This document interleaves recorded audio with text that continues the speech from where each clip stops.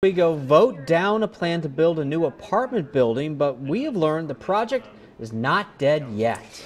In fact, the developer plans to appeal the decision. Opponents say they're also prepared to fight as long as it takes. Lisa Balick has this KOIN 6 follow-up.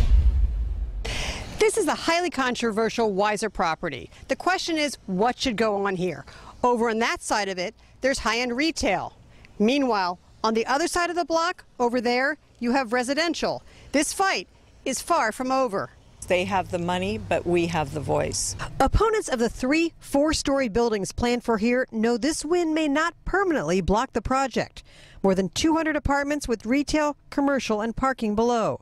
They believe one of the biggest reasons they won last night was the size of the proposed structures. When you have a complex that is 3 times the size of what has been identified here as village character, which is 2 and 3 stories on both sides of this complex, and also I'd like to point out that it does say that this development that goes on to Weiser's block must be compatible. But supporters, who are also lifelong Lake Oswego residents, say it's time to move the downtown core forward with more housing to keep it vibrant. But they just simply do not have the density down here to support, to make their businesses viable. And so people are leaving. Restaurant owner Joe Buck tells me the developer has offered design changes along the way to try and win neighborhood support. At the end of the day, it's a piece of private property that these folks should be allowed to develop within the standards that have been set forth, and they have brought a project that meets those requirements.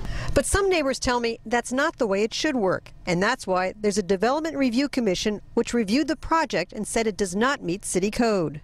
What happens if City Council decides, hey, we're going to change the code to allow this? Well, then it's a whole new chapter and verse, but I can tell you that we do plan to stay the course. Both sides tell me they expect the next step will be before City Council, who could overturn the decision of the Development Commission. In Lake Oswego, Lisa Balick, KOIN 6 News.